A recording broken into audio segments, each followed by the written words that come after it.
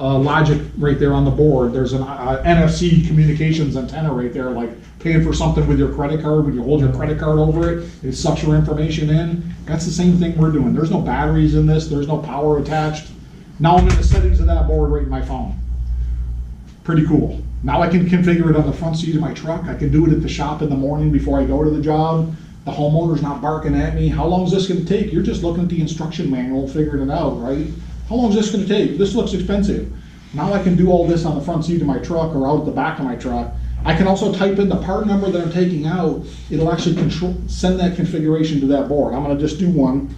I'll do an S87 by Honeywell. Type that in. Now it just changed the configuration for that particular board on that setting. I hit update the control, go to this board.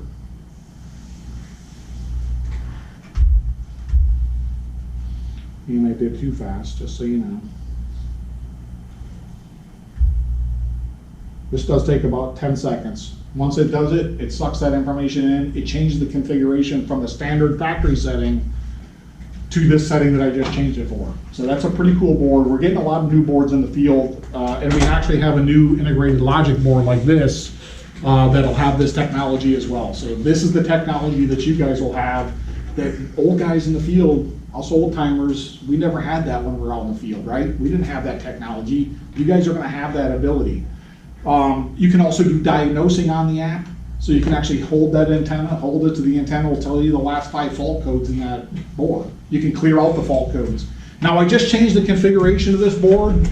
Now I'm headed to Mrs. Johnson's house to go put it in, right? Mrs. Johnson calls your shop and says, hey, I don't want to put that board in, that was kind of expensive, I want to go with a new system. Great, excellent, just sold the new system.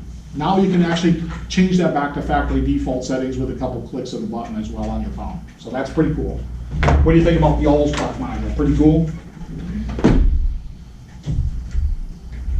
But we are getting rid of this technology, but it is still out there today. Basically, you have to break off little circuit chips and put them in there as you need it. And each one of those does a different thing, just so you know. So it was kind of a hard way to do it, but that's the only technology that we had at the time. But we are getting rid of that in the future. Let's talk about this one a little further. Everything in blue on that board is 24 volts. So everything down here is 24 volts. Everything in green is 120 volts, okay? When you're sticking your meter on a board, you gotta know what you're supposed to be sensing, right? If you're thinking you're gonna get 120 and you're on a 24 volt circuit, guess what? You're gonna get the wrong reading, right? Vice versa too. So if you think you're on a 120 or a 24 volts and you're up here measuring 24 volts and you're getting 120, you're gonna be very confused. So you gotta know what you're testing and what it does. But every spade on that and every connection on there does a different thing.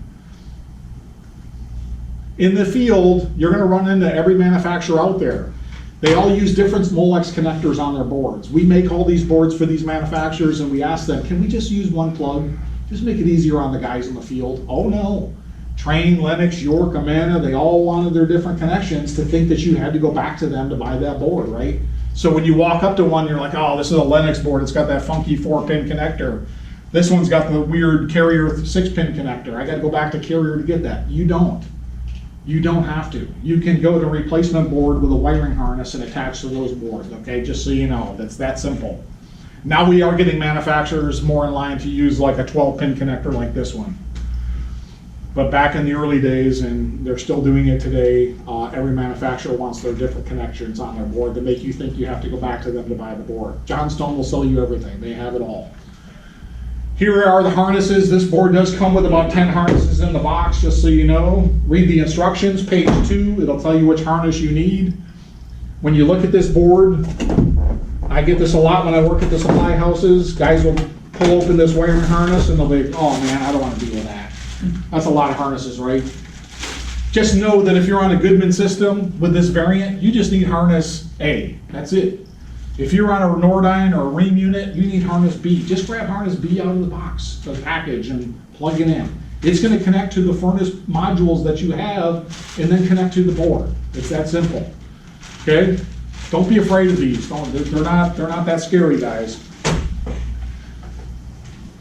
Tech tip, your turn. Tech tip.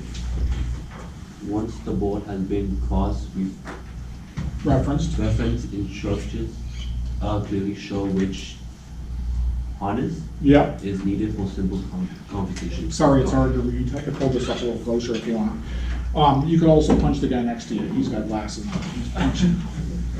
Yeah, once you read page 2 of the instructions, and I get that a lot at the counters when I'm working at a counter day at the Johnstone. You'll see me at supply houses, by the way, when you're out there in the field. Say hi to me. I'm always around. Don't I? Don't I get around? So I cover from Fresno to the Oregon border and half of Nevada. So my territory is pretty big, but I get around a lot. So you will see me at supply houses working a counter day. But just open up the instructions, look at page 2, it'll tell you which harness you need. 70% of the time, you don't need any harnesses. It's plug and play. 30% of the time, you will need one harness out of this package, okay? It's that simple. All these boards also have adjustable fan delay dip switch functions, control 1, set of dip switches. Basically, every one of these dip switches do different things. Cool off delay, heat on delay, heat off delay, heat off delay. Power must be cycled on and off after the dip switch settings are made. That's one thing you have to remember is if you change any of these dip switch settings, you gotta power it down and power it back up. Do we need to take a break?